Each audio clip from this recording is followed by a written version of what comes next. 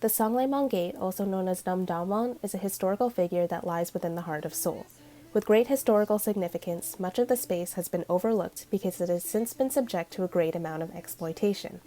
Both the music industry and tourism can be blamed for their lack of cultural recognition. However, in this presentation, we argue that these elements can actually serve to bring light to the situation. As we present the story behind the Namdaemun Gate, we address how the music and tourist industries have potentially damaged the gate's significance. This is because of the potential exploitation the space is subjected to through the means of profit alone. But even if these industries pose as a threat to the cultural heritage of the space, it can be argued that they bring awareness to the significance of the gate. In this sense, the Sungnyemun Gate can actually benefit from the popularity that both the music and tourist industries offer. The gate was originally built in 1396 after King Taizhou had founded the Joseon dynasty. At the time, a wall was constructed around Seoul with 8 different entryways. This included Sungnyemun, which served as the southernmost entrance. This was actually considered to be the most important entryway because it had a direct route to the Gyeongbokgung Palace, where the dynasty's administrations were discussed. The gate has since withstood many challenges, including the period when Korea survived Japanese invasions in the 16th century, but also faced the turmoil of a civil war in the 1950s. Consequently, during these times, there was a lot of damage done to Seoul to the extent that the Sungnyemun Gate was one of the last parts of the wall that remained standing. In this sense, the gate represents many of the challenging periods in history that the Koreans had to face. Therefore, the historical value of the structure can actually explain why this space is so important to the Korean national identity. This is what makes the gate so important. However, it's arguable whether people know or even understand its significance because not only is it located in the heart of Seoul, but it's also amidst the bustling of the city. Sungnyemun is the first historical landmark in Korea that is declared a national treasure. The gate stood against many events such as Japanese colonization and Korean War. This is particularly why it's known as Korean National Treasure. It withstood a period of oppression and continued to stand until the arson in 2008. The gate represents the strength and determination of Korea as a nation and symbolizes a history full of experience. However, these days this narrative has been forgotten. The gate seems to be stripped from the rich history it has and is only being presented as the symbol of the city of Seoul, just like any other landmark in the city. Historical landmarks need to be recognized as rich historical entities as they are, but in the gate's case, it's not symbolizing all the meaning that it contains. Rather, it's presented as a nice piece of decor in the city.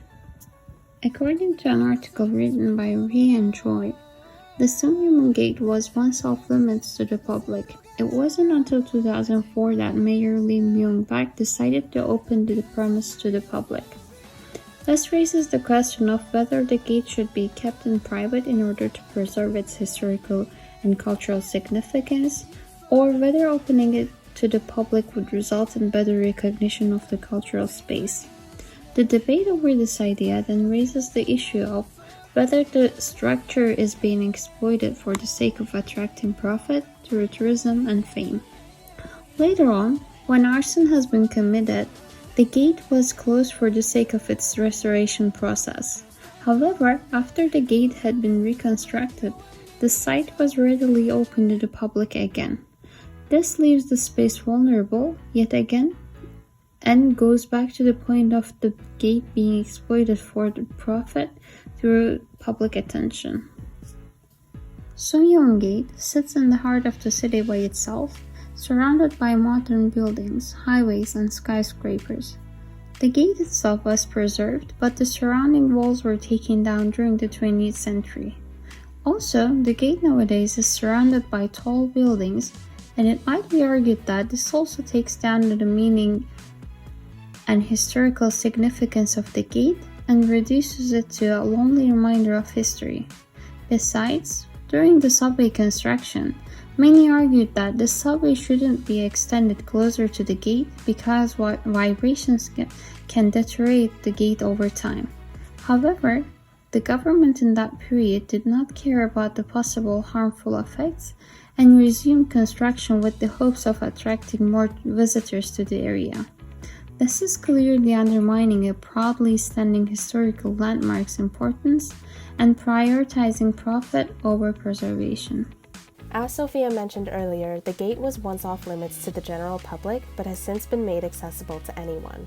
Though this idea may have been challenged before, it was criticized even further after the gate was subject to an arson attack on February 10th of 2008. A man named Chae Chung-gi had instigated an attack on the gate and destroyed 90% of the timber gatehouse and 10% of the stone structure. The scene of Korea's national treasure set ablaze was haunting to many Koreans, especially those who understood the significance of why it stood so proudly. It was reported that the man who had caused the scene had been upset at the Korean government over a land dispute. He claimed that he did not receive enough compensation from the developer for his land. The gate has since been rebuilt and continues to stand where it was built before in the 14th century. However, this incident has since opened up the debate of whether it is wise to leave such a great structure open to the public. Given that it was once privatized, presumably to preserve the historical space, does public accessibility threaten its cultural integrity, or does it encourage the Korean national identity? Can the significance of the gate be retained even without the means of preserving it? The gate has been up since the 1300s. It's known to be one of the oldest structures standing in Korea. It's considered to be a national treasure of Korea due to its physical state and historical importance it has served. The gate is used as a recognizable symbol of Korea in the remembrance of protecting Seoul and the historical importance that Seoul brought to Korea. In today's day, Sungnyemun Gate is seen as a symbol of strength, courage, and sturdiness. The gate underwent many struggles, such as multiple damaged roof, a fire, collapsed walls, and more. As the gate stands strong today, it's a reminder to Korean citizens that all the struggles Korea went through in the past. The Sungnyemun Gate, being advertised as Korea's national treasure, would be considered non-exploited, as it continuously is recognized as a symbol of Korean heritage in many places around the world. Music is and has been an important aspect of Korean culture. Throughout history and different time periods, it has been used as a means of expressing themselves and has played a huge role in building modern Korean culture and identity. With this in mind, allowing music to be performed and attracting tourism not only helps publicize the gate, but also helps to honor Korean culture and heritage. K-pop, short for Korean popular music, has been up and rising around the world and has gained popularity rapidly. BTS is a famous and well-known Korean boy band that has won the hearts of the country and many around the world. They are referred to as one of Korea's modern national treasures, which is interesting considering they performed in front of the gate, which is also a national treasure. If we connect the dots here, we can see that music performance and attraction allow for the bridging of past and present. As mentioned before by Tala, the gate is considered to be a national treasure because of its historical aspects and importance, while BTS is considered a national treasure because of their ability to present Korea in a positive light that introduces the world to Korean culture and identity. And because of this, music and tourism establish this connection and create a concrete foundation for a new generation to build from. So in this regard, it does not exploit the gate because music and tourism are used here in order to promote Korea as its own national identity. And it does this by still honoring the historical aspect of the gate. Making you fall like that. Break it down. Ooh, when I look in the mirror, I make you honey too. I got the super psycho soul.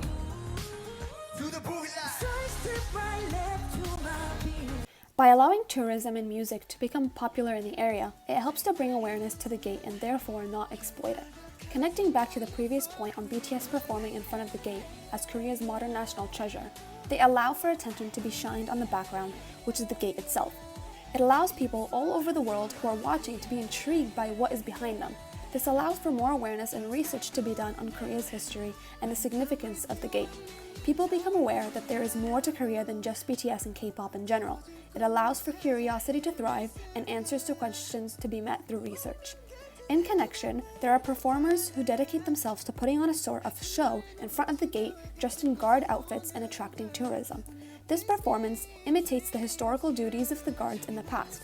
Through this, it brings tourist attraction, something for them to see and engage in that will help them be aware of the gate's original purpose in past colonizations and invasions.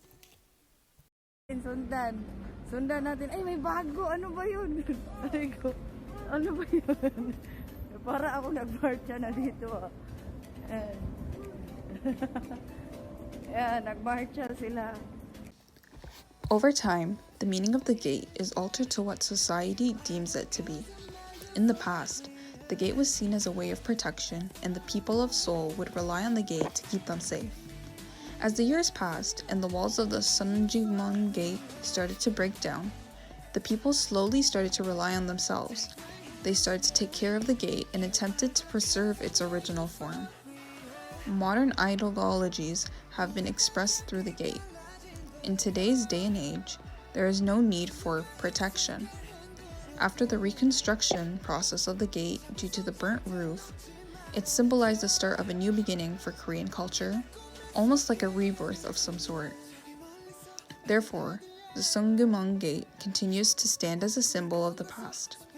While the rebranding of the meaning of the gate could be debated as being exploited or not, the non-exploited argument would consist of the gate being used as an expression.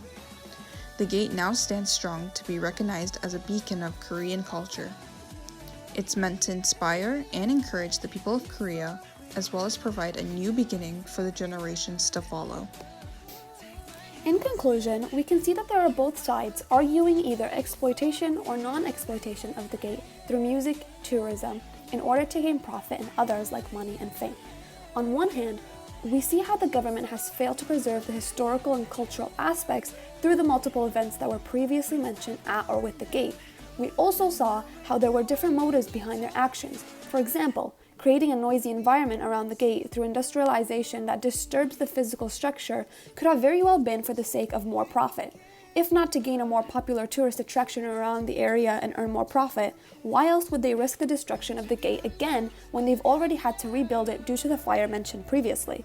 We see the government's attempt at trying to bring awareness to the gate and historical aspects, but it was done in a way that had the opposite effect.